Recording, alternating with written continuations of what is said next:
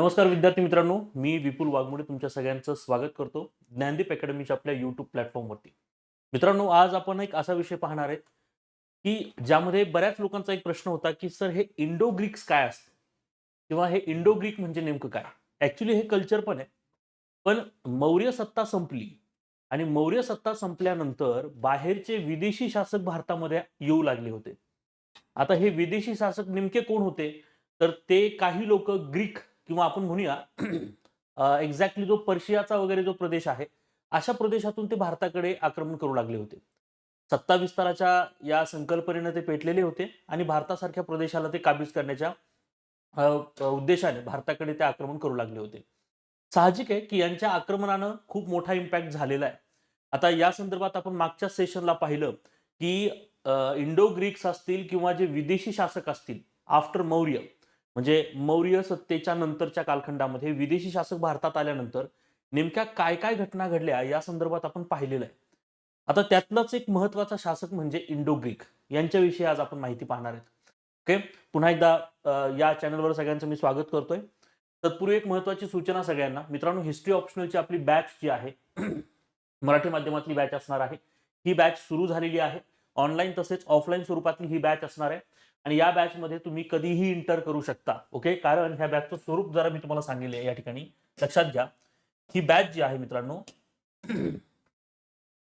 ह्या बॅच मध्ये साधारणतः आपण 4 प्रमुख भागांमध्ये हा विषय शिकवतोय. समजा पेपर 2 सुरू झाला आणि पेपर 2 मध्ये सेक्शन ए आणि सेक्शन बी, म्हणजे सेक्शन ए एकदा शिकवून संपला की सेक्शन बी चालू होतो. त्यावेळेस बरंच काही मुलं परत त्याच्यामध्ये ऍड होतात. त्यानंतर मग पेपर 1 चालू होतो, त्याच्यामध्ये ए सेक्शन बी सेक्शन चालू होतो. या सेक्शनच्या वेळेस सुद्धा मुलं इंटर करू शकतात. प्रत्येक सेक्शनच्या वेळेस तुम्ही इंटर करू शकता आणि ही बॅच परत एकदा, म्हणजे आपण त्याला म्हणूया की चैन फॉर्मॅटमध्ये चालूच असते. ही बॅच थांबत नाहीये. ओके. त्यामुळे तुम्ही कधीही या बॅच मध्ये इंटर करू शकता. ओके. सो आज मी तुम्हाला एक नक्की सांगेल की पेपर 2 मधला सेक्शन ए जो आहे तो संपलेला आहे आणि सेक्शन बी वर आपण शिफ्ट होतोय. या पार्श्वभूमीवर तुम्ही ह्या बॅच मध्ये इंटर होऊ शकताय. ओके. सो या बॅच मध्ये काय काय मिळणार आहे, साधारणतः 150 लेक्चर्स. हे लेक्चर्स कमीत कमी 2.5 तासाचे लेक्चर्स असतात. असे 150 लेक्चर्स मध्ये हा तुमचा सिलेबस आपण पूर्ण करत असतो. यामध्ये मराठी नोट्स सुद्धा तुम्हाला मिळणार आहेत. पीडीएफ फॉर्मॅट मधल्या नोट्स तुम्हाला त्या ठिकाणी अवेलेबल असतात. आणि दुसरा महत्त्वाचा मुद्दा म्हणजे तुम्हाला स्पेशल मेंटरशिप मिळते. शंका निरसन सत्र वगैरे तर असतं, पण स्पेशल मेंटरशिप सुद्धा तुम्हाला यामध्ये आपण देत असतो. हे लक्षात घ्या. आणि बऱ्याच विद्यार्थ्यांना सगळ्यात एक महत्त्वाचा डाऊट असतो की सर पेपर 1 मध्ये प्राचीन इतिहासामध्ये म्हणजे सेक्शन ए मध्ये क्वेश्चन नंबर 1 जो आहे, जो मॅपिंगचा क्वेश्चन आहे, हा मॅपिंगचा क्वेश्चन म्हणजे आम्हाला खूप भीती वाटते या क्वेश्चनची, असा एक प्रश्न विद्यार्थ्यांचा असतो. त्यासाठी मी काही सेपरेट लेक्चर्स त्यामध्ये घेणार आहे. ओके. सो मॅपिंगच्या बाबतीत अजिबात काळजी करू नका. मी जेवढं सांगेल तेवढं करून जा. मॅपिंगला चांगले मार्क येतात. ओके. ठीक आहे. सो अशा स्वरूपाची ही बॅच जी आहे मित्रांनो ती सुरू झालेली आहे. या बॅचला तुम्हाला जॉईन करायचं असेल तर तुम्ही 9604572804 या नंबरवरती कॉन्टॅक्ट करू शकता. ओके. ठीक आहे. चलो. तो आज आपला जो पॉइंट आहे तो आहे इंडो ग्रीक कोण होते. लक्षात घ्या, हा मॅप तुमच्या समोर आहे. हा मॅप तुम्हाला लक्षात येत असेल की हा जो भारताचा प्रदेश आहे. ओके. बघा, या भारताच्या प्रदेशामध्ये वायव्येकडे बघा हा जो काही पर्शियन गल्फचा एरिया आहे, या पर्शियन गल्फच्या एरियामध्ये हा जो प्रदेश होता दक्षिणेकडचा प्रदेश, याला आपण पर्शिया असं म्हणूया. ओके. थोडक्यात पूर्वी काय होतं, पूर्वी हा सगळा प्रदेश जो होता, सिकंदराची आक्रमण वगैरे भारतावर झालेली होती. त्याच्यानंतर मग सेल्युकस निकेटर वगैरे असे शासक सिकंदराने त्या ठिकाणी अपॉइंट केले होते. आठवतंय मी सांगितलं होतं की सिकंदराची आक्रमण भारतावर होऊ लागली होती आणि सिकंदर ज्यावेळेस वापस गेला त्यावेळेस वापस जाताना त्यानं सेल्युकस निकेटर, त्यानंतर अँटिगोनस फर्स्ट, ओके, त्यानंतर आपण म्हणूया की अँटिओकस सेकंड, असे वेगवेगळे शासक या संपूर्ण एरियावरती इस्टॅब्लिश होत होते. मग झालं काय की एक काळ याच्यामध्ये असा आला की ज्याच्यामध्ये यामध्ये प्रदेशाची विभागणी करण्यात आली.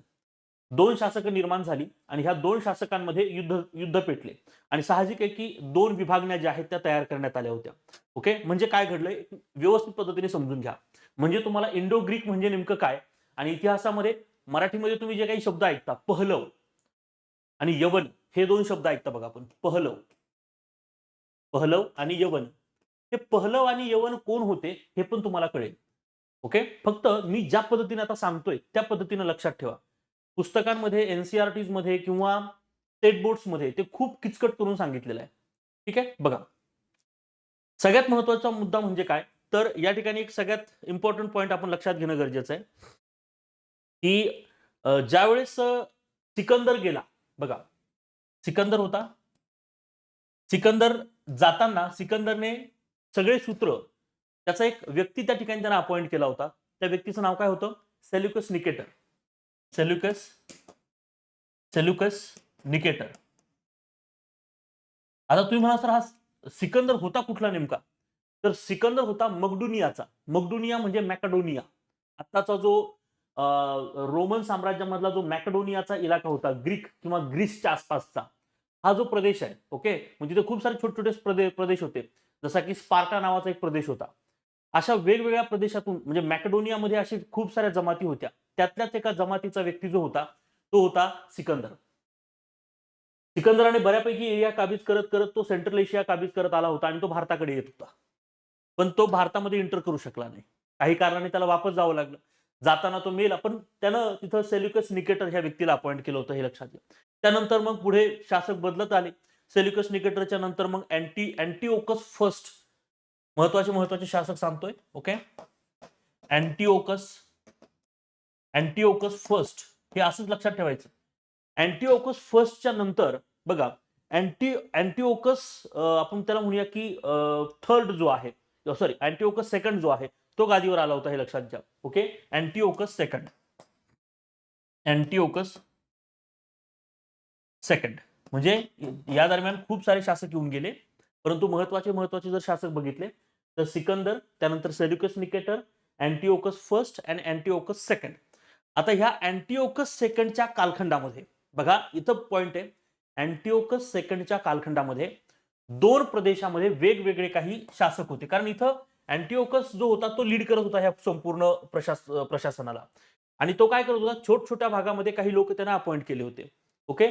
सो अँटिओकस सेकंडच्या कालखंडामध्ये जो उत्तरेचा भाग आहे, ओके, म्हणजे आपण त्याला बॅक्टेरिया म्हणतो, ग्रीको बॅक्टेरिया असतो, ओके. तर बॅक्टेरियाचा जो प्रदेश आहे बघा,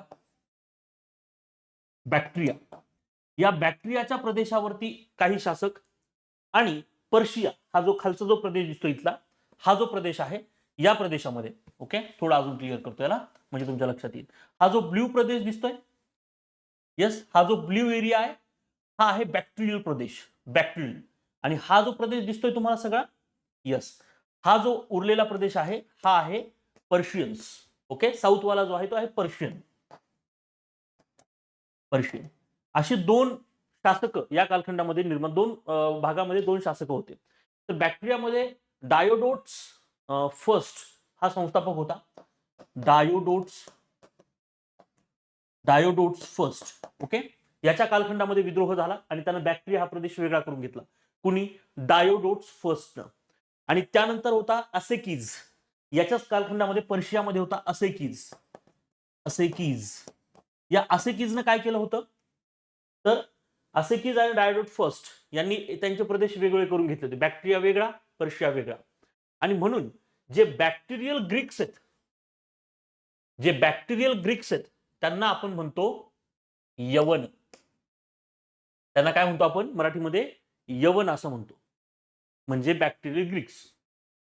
आणि जे पर्शियन्स आहेत त्याला पर्थियन असं सुद्धा म्हणलं जातं, ओके. किंवा त्यालाच पहलव असा सुद्धा वर्ड आहे, किंवा थोडक्यात तुम्ही त्याला पर्शियन म्हणू शकता, ओके. मग जर आपण विचार केला तर यामध्ये एक लक्षात घ्या मित्रांनो, बघा, ज्यावेळेस मी भारताचा मॅप तुम्हाला मागच्या सेशनमध्ये पण तुम्हाला हा मॅप मी डिनोट करून दिलेला आहे, लक्षात घ्या की यामध्ये तुम्ही लक्षात घ्या की जे परकीय शासक आले त्या परकीय शासकांमध्ये मी तुम्हाला सांगितलं की पर्शियन होते, तर ते पर्शियन लक्षात आले कोण आहेत. त्यानंतर होते यवन होते, म्हणजेच बॅक्टेरियल ग्रीक्स होते. त्यानंतर मी सांगितलं शक होते आणि कुशाण होते, राईट, ओके. शकास अँड कुशास असे सगळे चार शासक मौर्य उत्तर कालखंडामध्ये, हे विदेशी शासक आहेत, यांचा भारताचा काही संबंध नाहीये, पण ते भारताच्या भूमीवर आलेले आहेत. आणि याच दरम्यान भारताच्या भूमीवरती जे देशी शासक होते ते कोण होते, मागच्या सेशनला सांगितलंय. मागचं सेशन ज्यांनी पाहिलं नसेल त्यांनी नक्की बघायचं एकदा. इथं शुंग आणि कण्व लक्षात, इथे चेदी शासक, इकडे सातवाहन लक्षात ना, शुंग कण्व, चेदी, सातवाहन, इकडे चेर, चोल, पांड्य असे शासक निर्माण झाले होते. राईट. ओके. सो आपण हे समजून घ्या की उत्तर मौर्य कालखंडामध्ये भारताचा नकाशा काहीसा असा बनलेला होता. मग आता हे पर्शियन शासक कोण आहेत, एका एका शासकाविषयी बघूया. इंडो ग्रीक्स मध्ये दोन महत्वाचे, पर्शियन्स आणि यवन. ओके. तर पर्शियन कोण आहेत यांच्याविषयी जर आपण आता पाहणं गरजेचं आहे. पर्शियन साम्राज्याचा संस्थापक जो आहे, यांचा संस्थापक असेकीज आहे. कोण आहे? असेकीज. मी मगाशी सांगितलं असेकीज नावाचा जो शासक आहे हा त्यांचा संस्थापक मानला जातो, कारण त्यानं पर्शियाचा प्रदेश काय करून घेतला होता, वेगळा करून घेतला होता. हे लक्षात घ्या. खूप जास्त अवघडात घुसू नका. सोपं सोपं आणि व्यवस्थित पद्धतीने सुटसुटीत समजून घ्या, म्हणजे समजून जाईल. ओके. असेकीज. आता त्याच्यानंतरचे परत काही पुढचे शासक आले. ओके. मग कोणकोणते शासक आले? मग असेकीज भारताकडे आलता का? नाही. कोण आलं होतं भारताकडे? बघा, त्याच्यानंतर आला होता मिथ्रोडेट्स फर्स्ट. मिथ्रोडेट्स महत्वाचे सांगतोय. ओके. मिथ्रोडेट्स फर्स्ट हा एक होता. त्यानंतर परत त्याच्यानंतर दुसरा जो शासक होता तो होता मिथ्रोडेट्स सेकंड. मिथ्रोडेट्स सेकंड. आणि त्याच्यानंतर जो शासक होता त्याचं नाव आहे गोदोफर्निस. गोदोफर्निस. गोदोफर्निस. हे जे शब्द उच्चार आहेत ना, हे भारतीय शब्द उच्चार आहेत बरं का. ऍक्च्युअल ते खूप अवघड शब्द आहेत, पण भारतीयांनी मग त्याला गोदोफर्निस किंवा गोंदोफर्निस असं करून टाकलं. तर तो गोदोफर्निस जो होता तो पर्शियाच्या बाजूनं भारताकडे आलेला होता. कोण आला होता भारताकडे? गोदोफर्निस आला होता. राईट. गोदोफर्निसनं जवळपास भारतामध्ये जे सुरुवातीचे सिंधचे वगैरे एरिया जे आहेत हे एरिया काबीज केल्यानंतर जवळपास 25 वर्ष तो भारतावर शासन करतोय. किती वर्ष?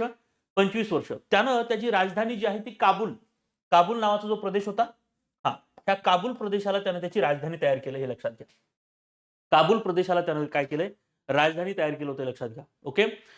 यानं सेंट थॉमस नावाचा एक पहिला व्यक्ती, आता हे इसवी सनाच्या दुसऱ्या शतकात वगैरे आलेली माणसं आहेत.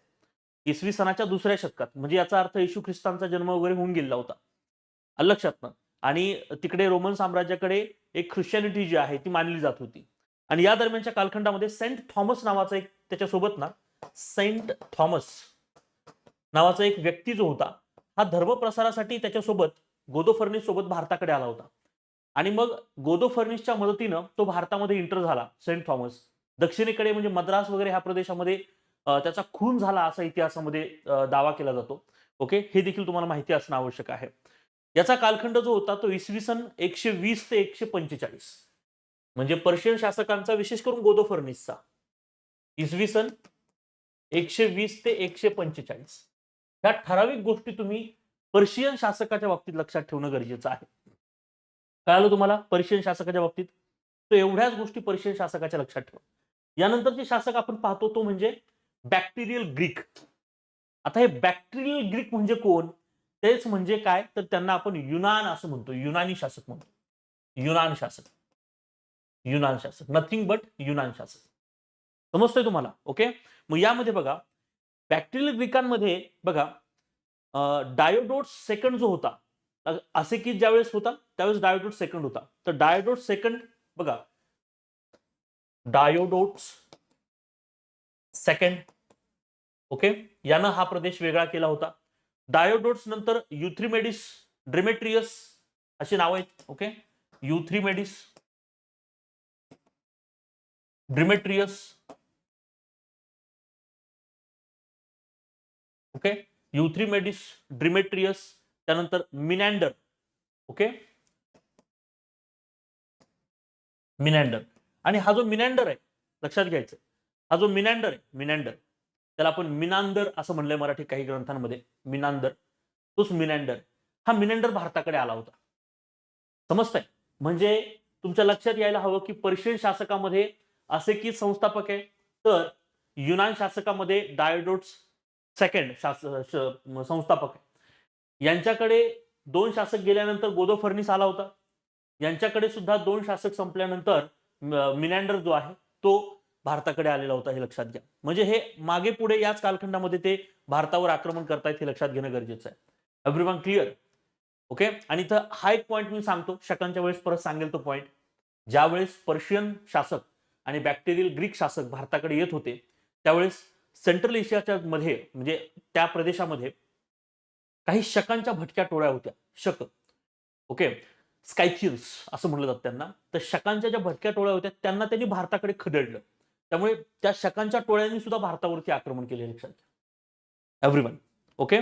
सो बघा, मिनॅंडर जो आहे, मिनॅंडरने त्याची राजधानी जी आहे ती सागला त्या प्रदेशाला, सागला हा प्रदेश जो आहे या प्रदेशाला त्यांनी त्याची राजधानी घोषित केलं. आत्ताचं जे सियालकोट आहे, सियालकोट, हा सियालकोट म्हणजेच त्यावेळेसचा सागला होय. आत्ता जो सियालकोट नावाने प्रदेश ओळखला जातो ना, तो सागला आहे, हे लक्षात घ्या. ती सागला त्याची राजधानी होती, लक्षात घ्या. आणि इथं नागसेन नावाचे एक बौद्ध भिक्खू त्याला मिळाले होते. नागसेन नावाचे एक बौद्ध भिक्खू त्याला भेटले होते. आणि इथं कुठेतरी मिनॅंडरला बौद्ध धर्माविषयी खूप जास्त कुतूहल निर्माण झालं आणि खूप जास्त प्रश्न त्यांनी नागसेन यांना विचारले आणि त्या प्रश्नांची उत्तर नागसेन देत असायचे. या सगळ्या संवादावर एक पुस्तक लिहिलं गेलं. त्याला म्हणलं गेलं मिलिंद पन्ह. काय म्हणलं गेलं? मिलिंद पन्ह. मिलिंद पन्ह. पन्ह म्हणजे प्रश्न. मिलिंद पन्ह म्हणजे मिलिंद पुस्तकाचे पानं असं नाही बरं का. मिलिंद पन्ह म्हणजे प्रश्न आणि मिलिंद म्हणजे मिनॅंडर. मिनॅंडरचे प्रश्न. लक्षात, या नावावर एक पुस्तक जे आहे ते सुद्धा प्रकाशित झालं होतं, हे लक्षात घ्या. तो एक लक्षात, अजून एक याच्यामध्ये एक लक्षात घ्यायचं की चांदीचे कॉइन्स जे आहेत, ह्या चांदीच्या कॉइन्स वरती या शासकांनी स्वतःचा फोटो किंवा फोटो म्हणण्यापेक्षा स्वतःची प्रतिमा छापायला सुरुवात केली होती. ओके. सो ही पद्धत सुद्धा म्हणजे एखाद्या शासकानं स्वतःची प्रतिमा कॉइन्सवर छापावी, ही पद्धत त्यांनी आणली होती, लक्षात घेणं गरजेचं आहे. ओके. सो सैन्यामध्ये सुभेदारी पद वगैरे हे सगळं युनानांकडनं भारतामध्ये आलेलं आहे. ओके. बऱ्यापैकी आपण म्हणूया की कॉइन्सवर नाव टाकायचं, खाली तारीख टाकायची किंवा डेट टाकायची आणि वरती आपली इमेज जी आहे ती छापायची. ही जी पद्धत आहे, ही पद्धत युनानी शासकांनी आणली होती, हे लक्षात घ्या. ओके. आरोग्यशास्त्रामध्ये युनान तंत्रज्ञान जे आहे ते सुद्धा तंत्रज्ञान तिकडनंच आलं असं आपण म्हणू शकतो. ओके. सो या अनुषंगाने जर विचार केला तर बॅक्टेरियल ग्रीक्स म्हणजे युनानांविषयी तुम्हाला इतक्या गोष्टी माहिती असणं आवश्यक आहे. ओके. मित्रांनो, जर तुम्ही राज्यसेवेची तयारी करत असाल 2026-27 साठी, तर एक सुवर्ण संधी तुमच्यासाठी आहे. राज्यसेवा 1 इयर इंटिग्रेटेड बॅच 2026-27 साठी ही ऑफलाईन स्वरूपात आणि ऑनलाईन स्वरूपात सुद्धा, दोन्ही स्वरूपामध्ये ही बॅच आपण सुरू करत आहोत 12 जानेवारीला. कधी सुरू करत आहोत? 12 जानेवारी या तारखेला बॅच सुरू होत आहे. नवीन वर्षाला एक चांगला संकल्प सोडा आणि याच्यामध्ये एक लक्षात घ्या की आपण जर थरोली 1-1.5 वर्ष स्टडी करून एक्झाम जर दिल्या तर आपली 100% पोस्ट निघू शकते आणि त्यासाठी एका योग्य मार्गदर्शनाची गरज असते आणि असं मार्गदर्शन तुम्हाला या बॅचच्या माध्यमातून मिळणार आहे, ज्याच्यामध्ये पूर्वपरीक्षा, मुख्य परीक्षा आणि मुलाखत अशा सगळ्याच गोष्टी ज्या आहेत त्याची तयारी तुमच्याकडून करून घेतली जाणार आहे. समर्पण नावाचं एक आपलं सेशन असतं. समर्पण नावाचा एक प्रोग्राम असतो, तो आपण आपल्या बॅचच्या विद्यार्थ्यांवरती राबवत असतो, ज्याच्यामधून बॅचच्या विद्यार्थ्यांचा लिहिण्याचा कॉन्फिडन्स जबरदस्त असतो. कारण अगदी बेसिक स्तरापासून ते ऍडव्हान्स स्तरापर्यंत त्यांची लिखाणाची तयारी आपण त्या माध्यमातून करून घेत असतो, हे लक्षात घ्या. राईट. ओके. सो अशा स्वरूपाची ही बॅच जी आहे, या बॅच मध्ये बघा, यामध्ये जिज्ञासासारखे काही मुलाखतीसाठीचे पर्सनल डेव्हलपमेंटचे काही प्रोग्राम सुद्धा अरेंज केले जातात. ओके.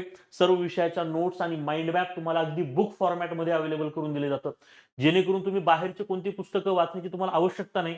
लेक्चर पहा आणि आपल्या नोट्स व्यवस्थित करा आणि आन्सर रायटिंग प्रॅक्टिस करा.